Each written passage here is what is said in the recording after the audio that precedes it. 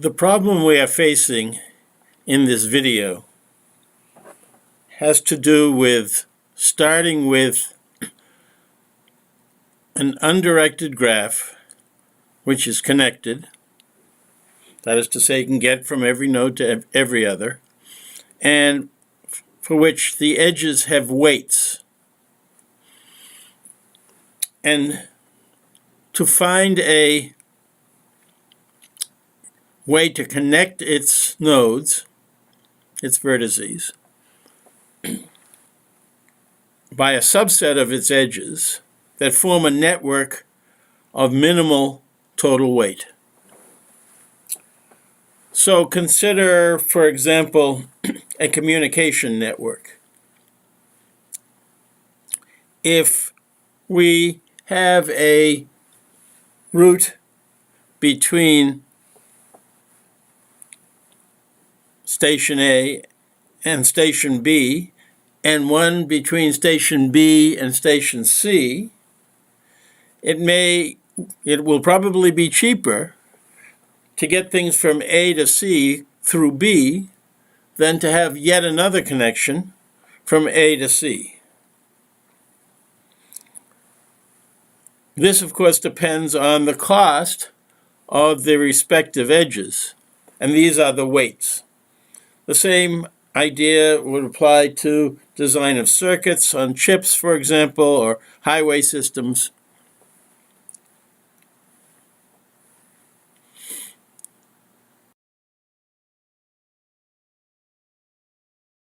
The idea is that for this minimum weight network, it will form a tree because cycles are never necessary. So we can sort of disconnect cycles.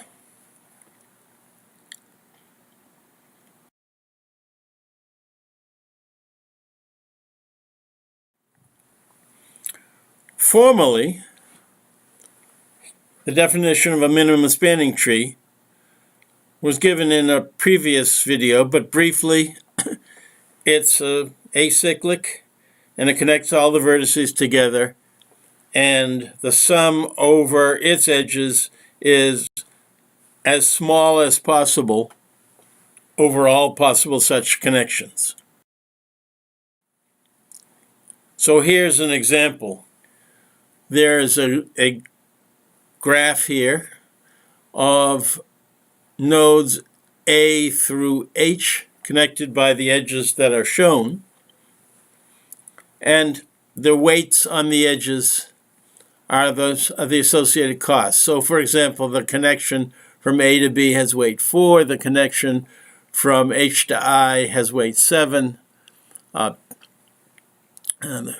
the connection from between I and C has weight 2, and so on.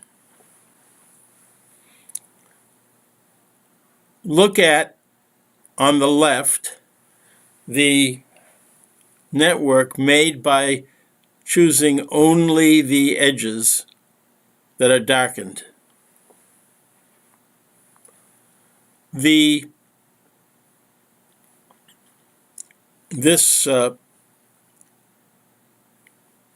graph made out of the darkened edges has no cycles. It forms a tree, and every node is on some arc.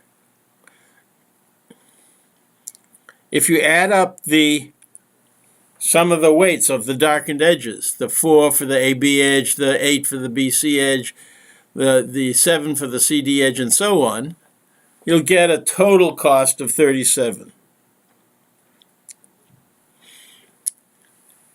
Look at the very same graph on the right, but with different edges darkened. It also spans, that is to say, every node in the tree is reached by one of the darkened edges. And if you look at the sum of its darkened edges, which are, of course, are different from the ones on the left, you'll see that the sum of those weights is also 37. The point here is that the two different trees on the left and right respectively are spanning trees of the same weight, and indeed it can be shown that they both have minimum sum of weights. That is to say, for this particular input graph, the cost of 37 is minimum. We will be discussing two different algorithms for computing a minimum spanning tree. Both of them are greedy algorithms, and both provably can be shown to yield an optimum, that is to say, a true minimum spanning tree. One is called Kruskal's algorithm. It's similar to the connected component algorithm in some ways. And the other is called Prim's algorithm, and it's similar to the Dijkstra's algorithm for finding shortest path, which we will see in a later video and the book covers in chapter 24. In this video, we will be talking about the general approaches that the two algorithms share, and then we will go in serious detail into Kruskal's algorithm. Prim's algorithm will be covered in another video.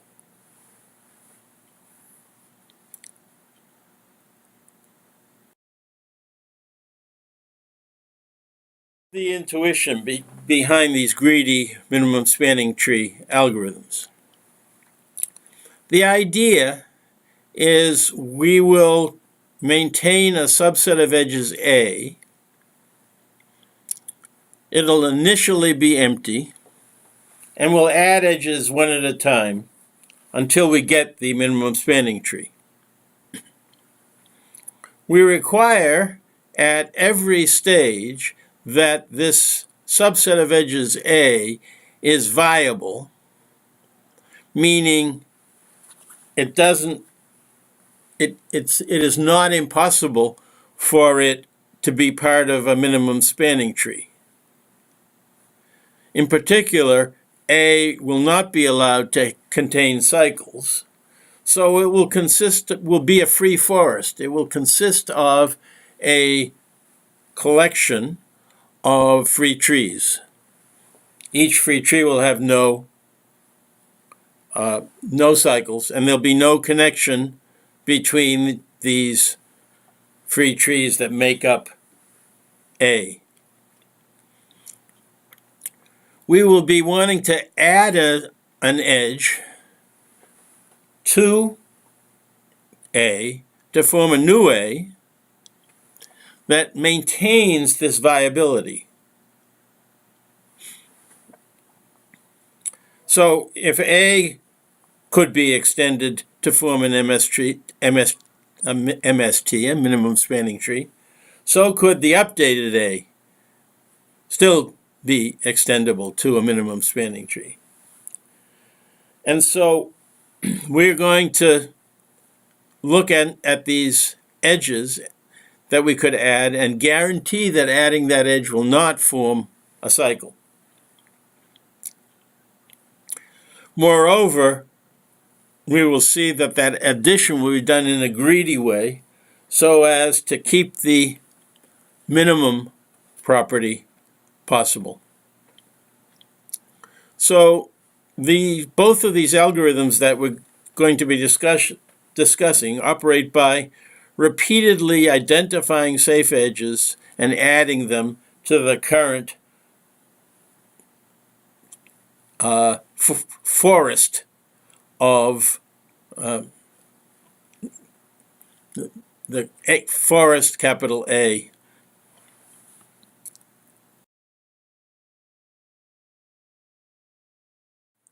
Our generic algorithm for finding a minimum spanning tree is given as input a connected undirected graph and a set of weights on its edges. This generic algorithm will include both possibilities. Kruskals will fall into this category, and so will prims. The algorithm begins with a set of edges in the set that's being built into the minimum standing tree, a set that is empty. We set that set A to be empty, and we continually going to be adding edges in the loop of steps 2 to 4. As long as A does not form a spanning tree, that is to say, as long as there are some vertices that have no edge from it, we're going to need to add an edge. And the idea is that we're going to find an edge that is safe, that doesn't form a cycle, and we're going to add that edge into the set A, set of edges. This edge that we're adding may connect two formerly disconnected parts of A, or it may connect vertices that were not yet connected by any edge in A to one of the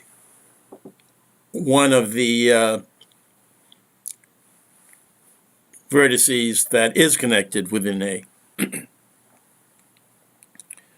So this algorithm, as presently specified, produces a spanning tree when the loop is finished. But we want the minimum spanning tree, and the idea is that if at every stage we add not only an edge that is safe, but among all safe edges, we take the one with the least weight. So it's safe, so it's non-cycle forming, and among those it has the least weight. That's the greedy solution. And the idea is that by doing this greedy solution at every stage of the loop, we will get a minimum spanning tree. We'll prove that the greedy solution indeed achieves the optimum later.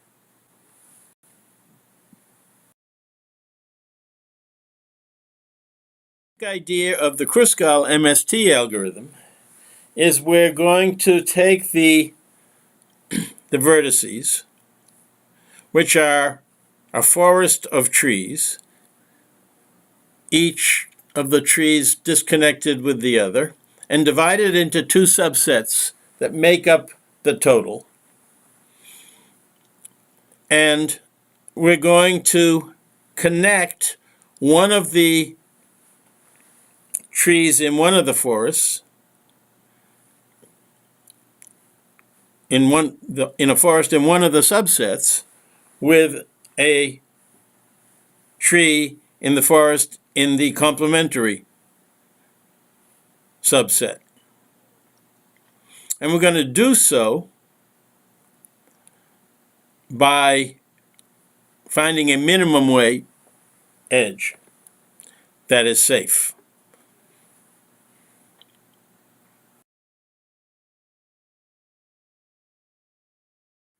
We need some definitions of specific terms to make the discussion that's coming clear. Consider the set of vertices and call a cut a partition of those vertices into two disjoint subsets, S and its complement.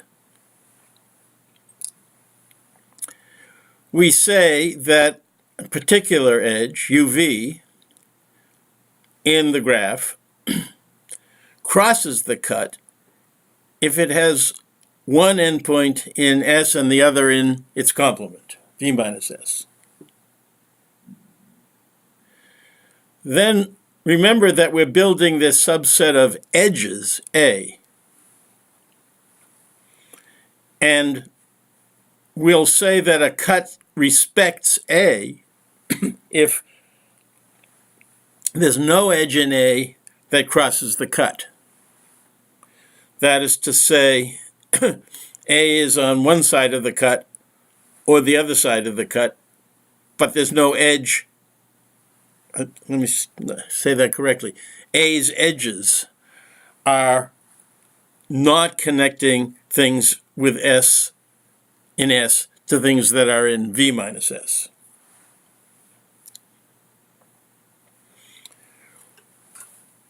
What we're going to be looking at is edges crossing the cut. Edges crossing the cut will be connecting something that doesn't have cycles, a node that doesn't have cycles, with another node that doesn't have cycles, in a way that's not within one of those, and so it will not itself not create a cycle. And the idea is that we're going to use the term light edge crossing the cut. That is to say, that edge among all edges crossing the cut, it has minimum weight. Of course, it's not required that the weights be all distinct, so it's possible that there will be many edges that cross the cut, all of which have the same minimum weight, in which case we will choose one of them, and the ultimate minimum spanning tree will be different depending on which one we choose, but it will still be a minimum spanning tree.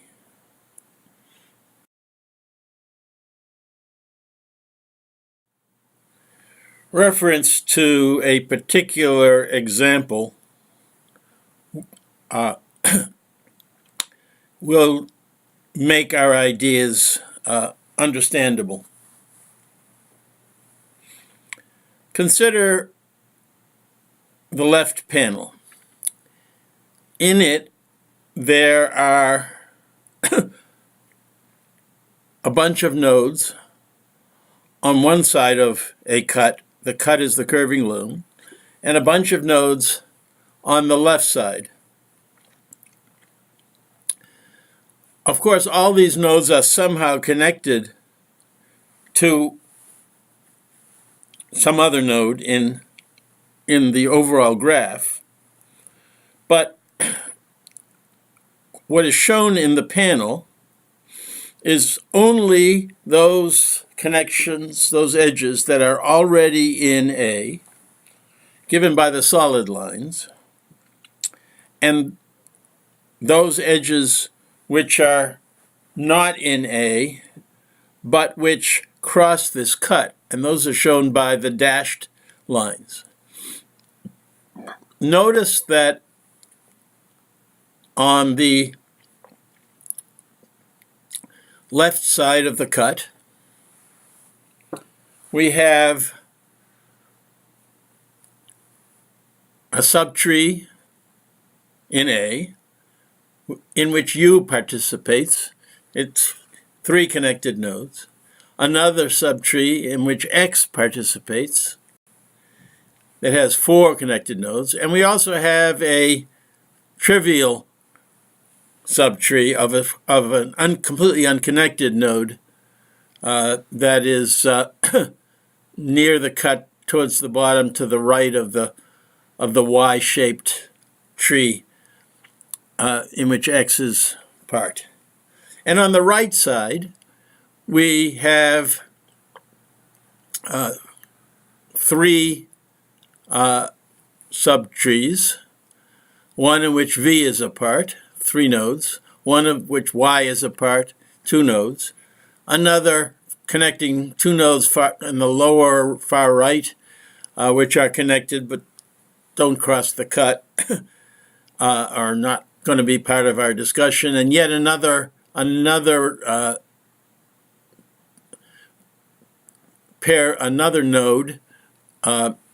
all by itself, 3/4 of the way up and on the right.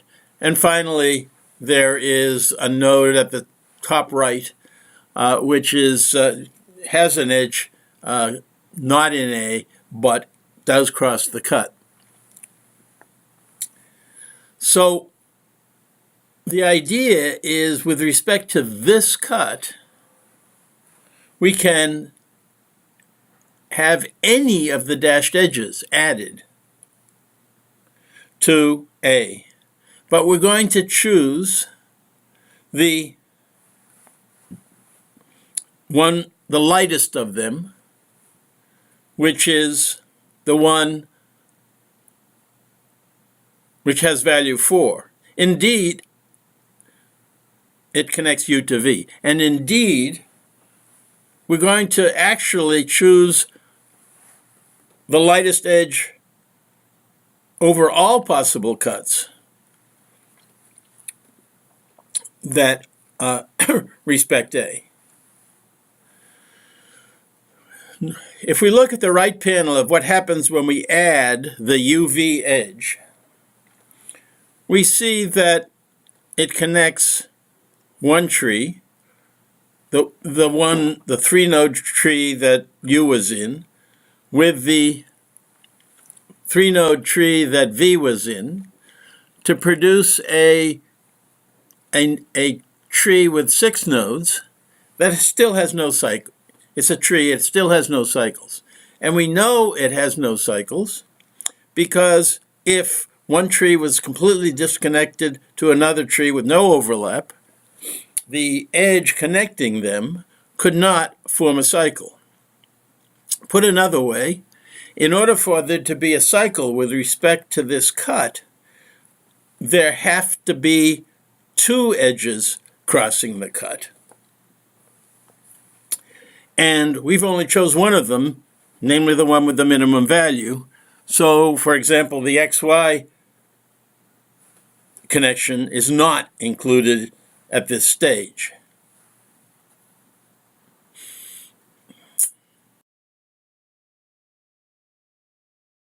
Said is, if we've computed a partial MST A, and we wish to know which edges that can be added that don't induce a cycle, as long as they connect 2 sets of nodes that are sets of connected nodes in A that have no overlap, they cross a cut in such a way as to form a new tree that's larger, but it still has no, it's a tree, it has no cycles. Moreover, if we're trying to find a minimum spanning tree, intuitively, among all the possible cut-crossing edges, we want to choose the lightest one, the one that crosses the cut, the lightest of all these edges that connect non-overlapping trees that thus over some cut. This, of course, will mean that it's the smallest over any particular cut. Indeed, the method works not in first finding safety, but indeed in ordering the remaining edges by increasing or non-decreasing value of weight, picking the smallest and checking whether it it forms a cycle or not. That is to say, checking whether it connects two separated trees in the A forest or not. When I say A forest, I mean the forest of nodes connected by edges in A. This idea then is that we find the least of these and check whether it's going to be have the right property of connecting non-overlapping trees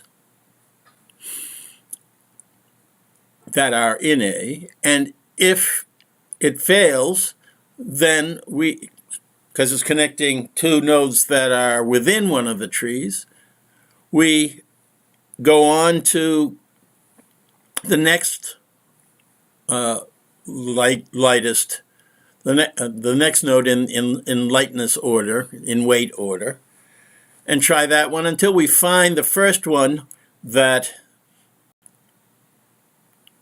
connects non-overlapping trees, and we're in good shape.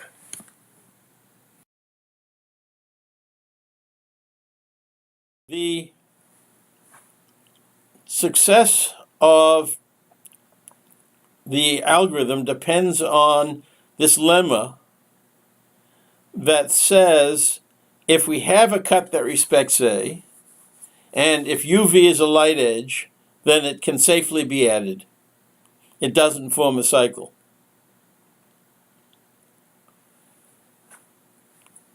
That another edge crossing that cut can't be there because we have a proper cut, or alternatively because with respect to this cut, this was the lightest edge, and so there is the only other possibilities would have had a greater weight, and we would not have added them. We'll prove that later, but for now, take that as a theorem that is correct.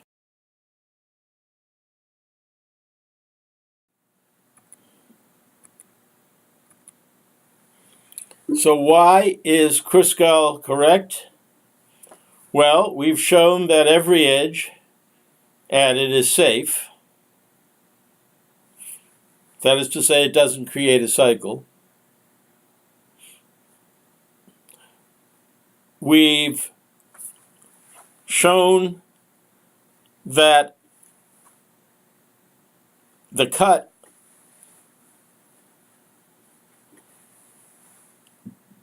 A prime into the cut between A prime and V minus A prime, where A prime is the tree of the forest that connects U, and V minus A prime is the other, is respected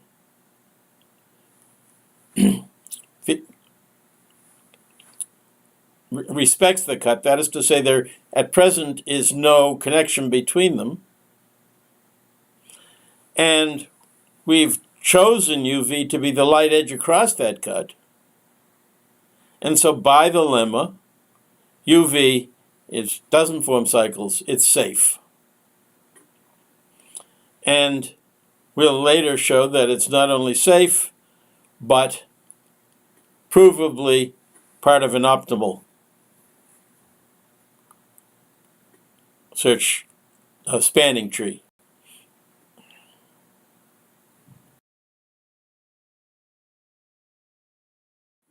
So here is the basic approach of Kruskal's algorithm.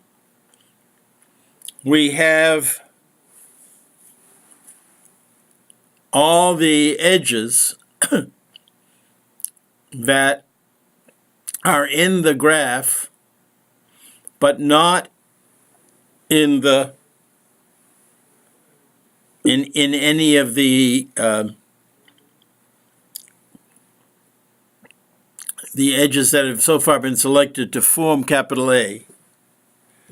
So we saw that there were a bunch, of such edges, and we can look at all of them and see which is the one of them that is least weight. If that one is in one of the trees, already formed, we don't want to use that one. So consider the tree that we had after we added the UV.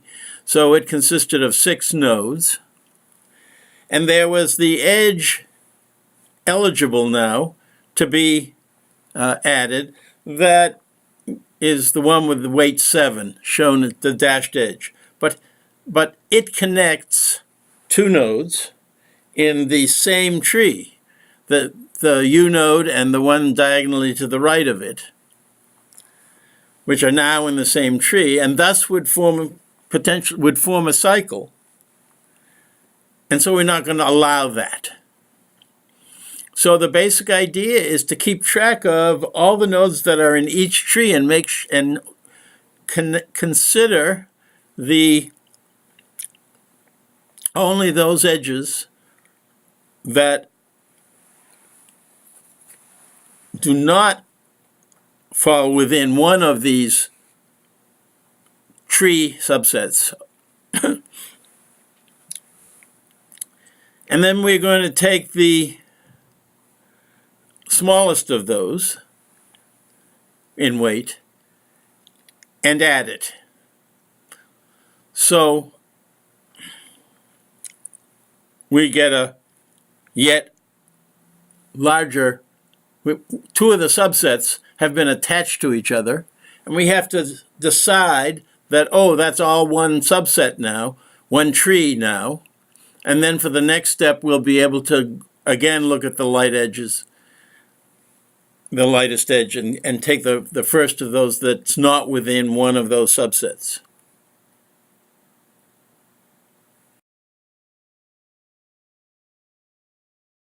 So here is the full Kruskal algorithm that we have been leading up to. It takes as input a graph, a connected undirected graph, and an array W, which gives the weights for each edge.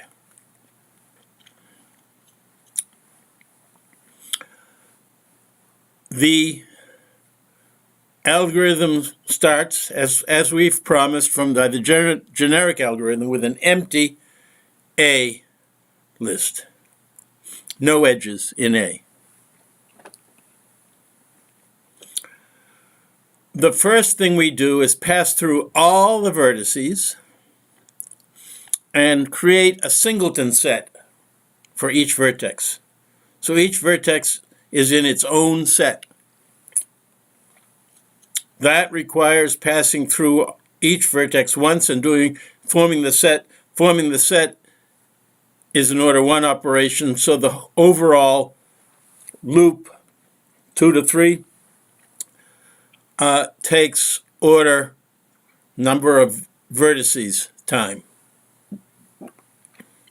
The next step is to set up the E order according to non-decreasing weight. And so we have to do a sort over the number of edges, which we know we can do in order number of edges log the number of edges time.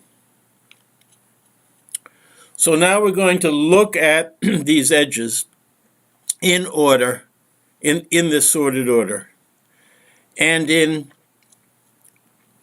item 5, we have a loop from 5 to 8 that looks at each successive edge and checks whether it's going to form a loop. We do that for every such edge, we look at its UV and say, is the set that U is in the same or different from the set that V is in. And if they're different, then UV is the lightest, because we've done this in order, in non-decreasing order of the edges, remaining unassigned edges, or in E. And so we find, if we find that's not going to create a cycle because it's in different trees, we can add it, and we do that. And then we need to take the set that U was in and the set that V was in, and to make a single set out of that we call union, which is accomplished by the step 8, which is the procedure union of UV. When we pass around this loop, around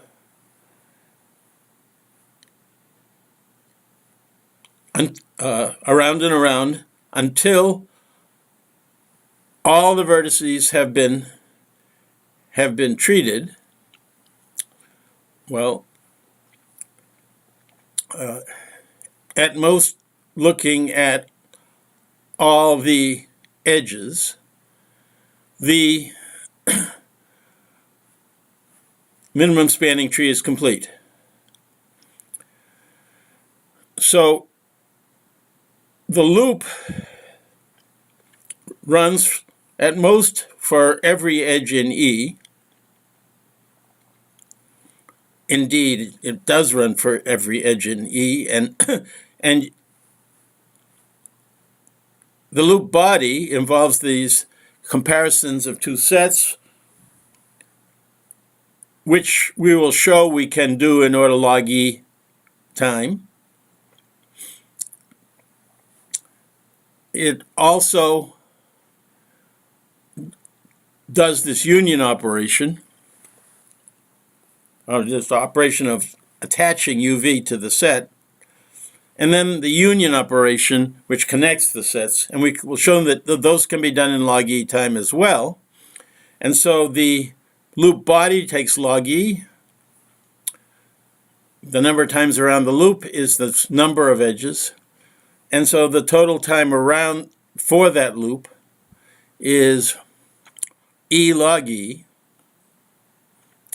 So we have step 4, which is order E log E, the loop 5 to 8, which is order E log E, and step 2 to 3, which is order V, and so the total running time is order the number of vertices plus the number of edges log the number of edges.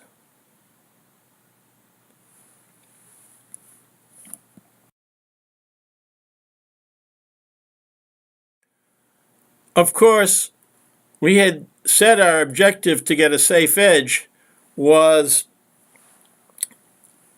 to have it not form cycles, so we could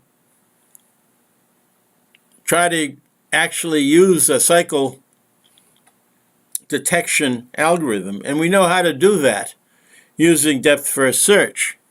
But unfortunately, that would have to happen within the loop, and depth-first search is not order log n algorithm. It's too slow. So instead, we take this tack of looking for set equality, which can be done in order log n time, and then combining two sets that U and V were in by this union of sets operation. And that, we will note, can also be done in log n time.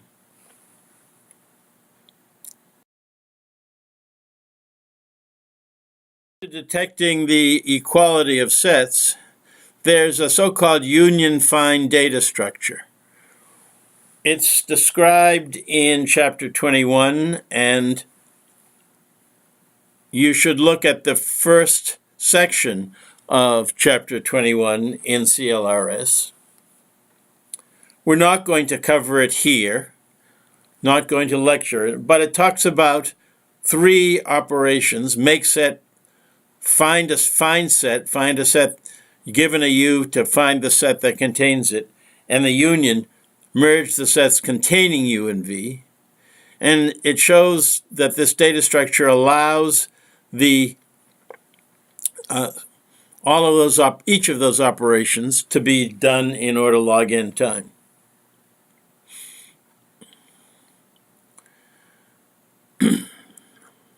So the sets that we're going to be talking about are sets of vertices, which are now connected in the capital A, and they will have a set of edges connecting them that are not not cycle forming.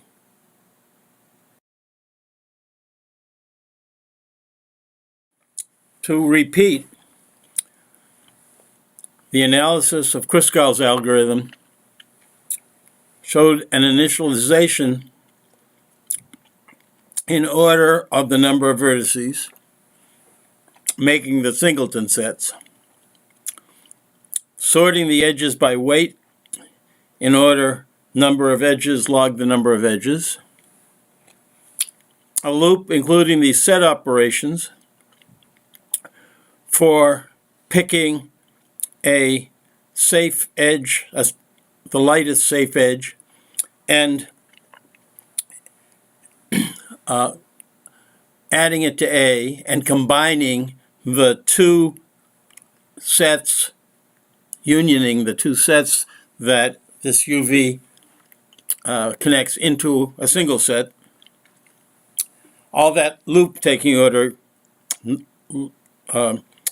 number of edges log the number of edges, and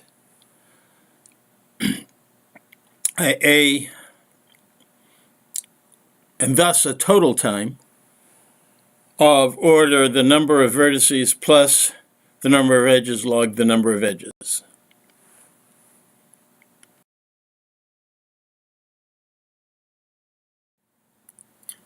Let's do an example. We start out with the graph on the upper left.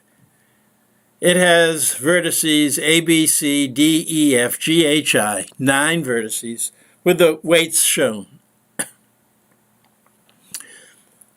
When we start, we consider each node a singleton set, a trivial tree of 1 element. Thus, they're all labeled with different letters. We then look at the edge weights and find the lightest edge. It's the one horizontal in the bottom and the left, connecting H and G. H and G are separate sets, and so we're allowed to connect the H with the G via the edge 1. And so we add it as we see in the upper right panel. Note also, though, that as well as adding that edge into the tree we're building, we also have to say that putting in that edge makes us combine the H set with the G set. And we show this in this example by relabeling the H as a G so that we have a single set G with 2 elements now. Now we're ready for the next edge. The next lightest edge, well, there are 2 2s.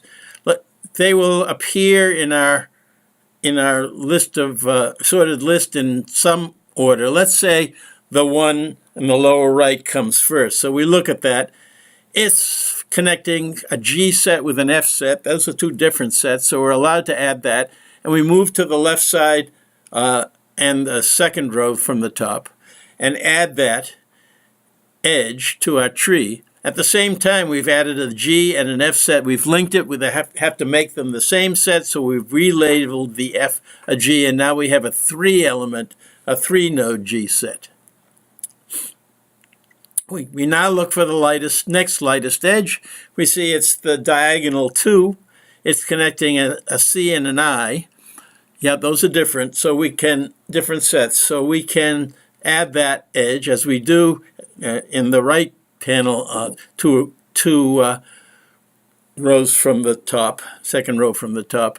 And because we've connected the C set and the I set, we need to say it's a single set, a common set. So we relabel the I as a C, and we have now a 2-node C set and a 3-node G set.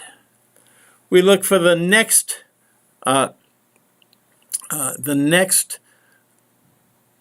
lightest node. There are 2 4s. Let's say arbitrarily the one connecting the A and the B are the one we settle upon. Well, we can add that one in 2 sets, so we do that and make them both in the same set, and so we have a 2-node A set. Then we find, as we move from the left panel, third from the top, to the right panel, third from the top, that we found the other 4. It connected a C set with a G set. That's fine. So we link them. That's fine. We add the edge. Notice that all the C's now become G's, and so if we the set, we have a 5-node G set now, and as well a 2-node A set. Now we look for the next lightest edge. There are 2 7s. Let's say we light upon the diagonal one to the lower left. We consider adding that, but wait a second, it would connect something in the G set to something else that's in the G set. That's not allowed. So we pass by that 7, go on to the next 7, which is a horizontal in the upper right. We find that connects a G set to the D set. That's okay, so we can add that. And then the D set is added into the G set. And now we have lots of G's. What, 1, 2, 3, 4, 5, 6 nodes that are labeled G, 2 that are labeled A. The transformation from that lower left to the one on the lower right actually involves multiple steps. So let's look at them one at a time. Well, the next one possibilities available, there are 2 8s. Let's say we choose the horizontal one in the upper left. It connects a G set and an A set. That's fine. We can put that one in, and indeed we do, and then we have to relabel the 2 A's as G's because they've been joined to the G set. Then we might try the other 8. We would try the other 8 as being the next lightest. But wait a second, it now connects a G set to a G set because the A's have been relabeled G's, and we can't add that. Note, by the way, that had we chosen the diagonal in the lower left panel, the A to G connection there, we could have done that and relabel the A's as G's as a result. And then when we tried to do the upper horizontal edge, we would have seen we were trying to connect a G, something in the G set to a G set, and not be able to do that 8. So the result in this example is we could choose either one of those A to G connections, but only one of them. Once we're done with the 8s, we find that the next possibility is a 9, and the 9 connects a G to an E, so we're okay, and we can add that. When we do that, the E gets relabeled as a G, and we have the result that we saw in the lower right. Now we see that we have only one set, all G's, and we can stop, meaning any other edge that we might add would add a G to a G, and that's not allowed, and so we're done, and we have our minimum spanning tree.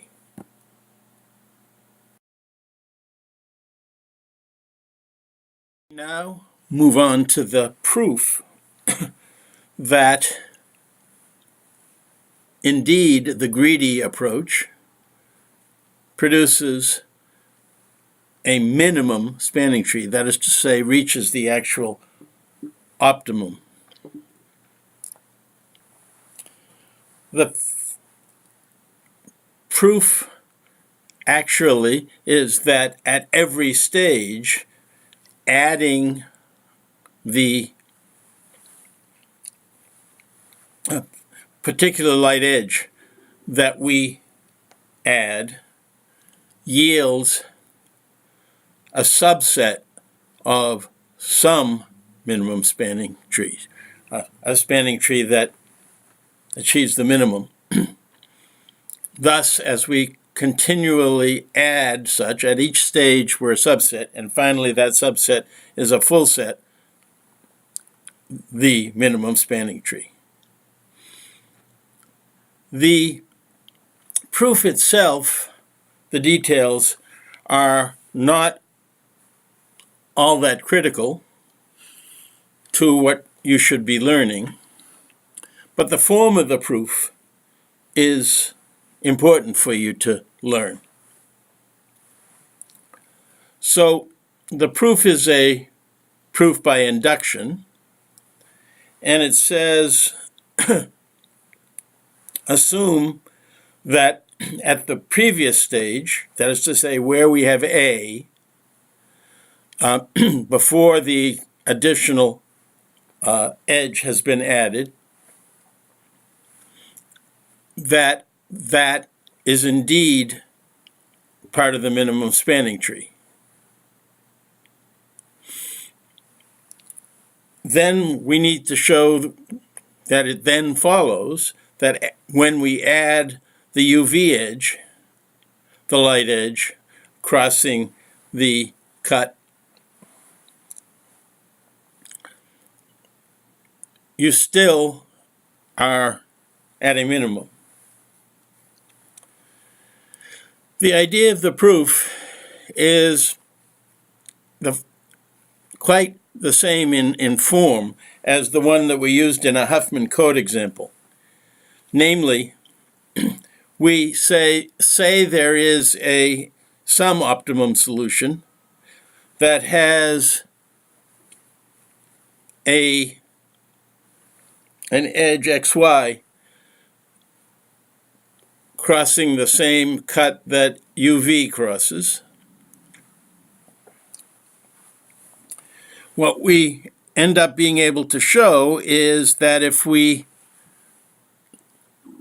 exchange the xy edge for the UV edge,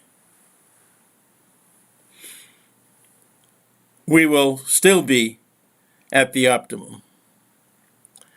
So you can see in the diagram the xy edge in the middle figure.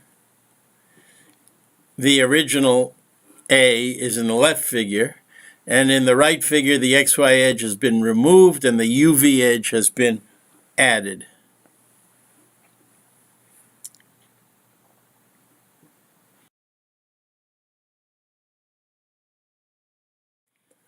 The first part of the proof is pretty straightforward. We know that A, by the inductive assumption, is a subset of some minimum spanning tree. Call that minimum spanning tree T. If the edge that we're adding is in that minimum spanning tree, then we're done. The tree containing A union the edge UV is the same as the T that contained A. That is to say, T prime is equal to T.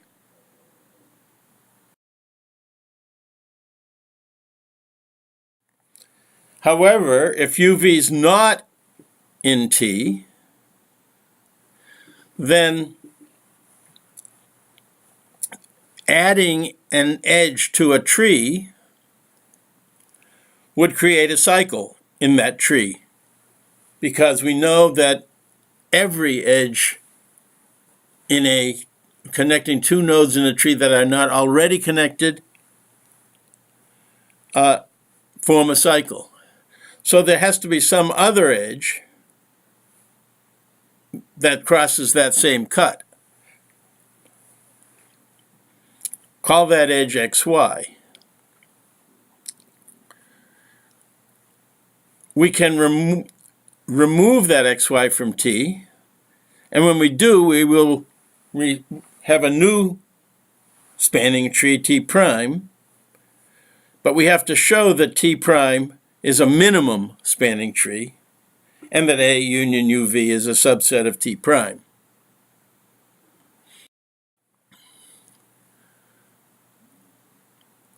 We have now that the weights in T prime are the same as the weights in T, except that XY has been removed and UV has been replaced.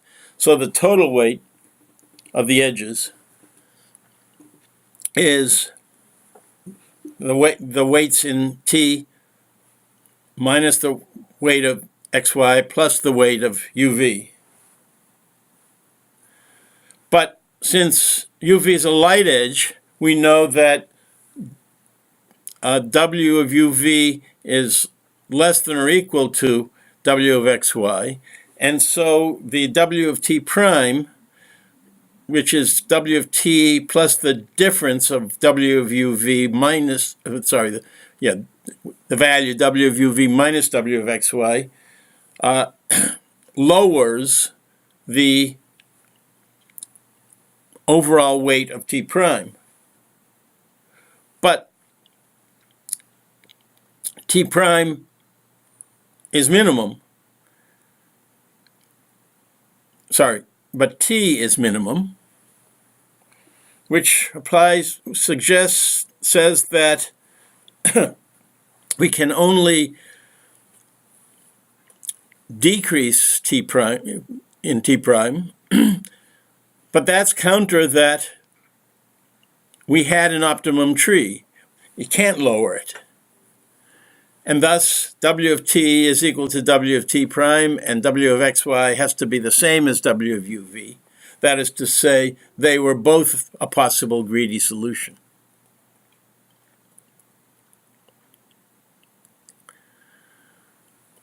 The final piece of the story is to show that A union UV is indeed a subset of T prime.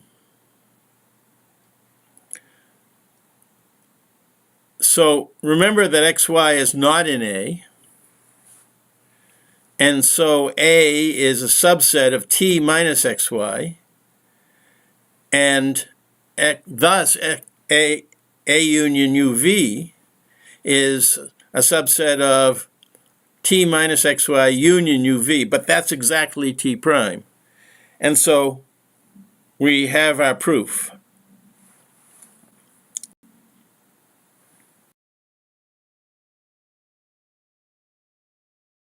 So we've just completed the proof of the MST lemma.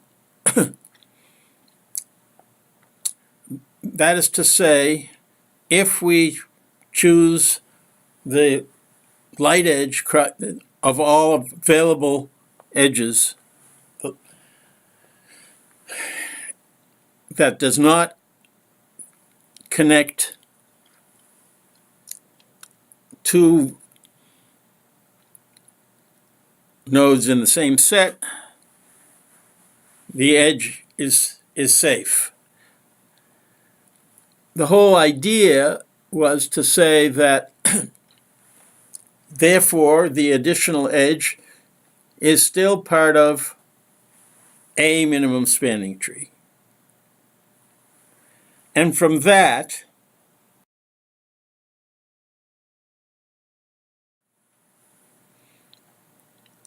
we have the final result that Kruskal is correct. That is to say that when we finish, the greedy approach has produced a minimum spanning tree.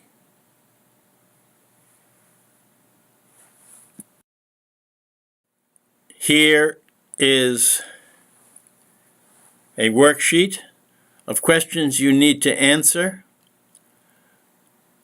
before we begin the inverted class with the exercises.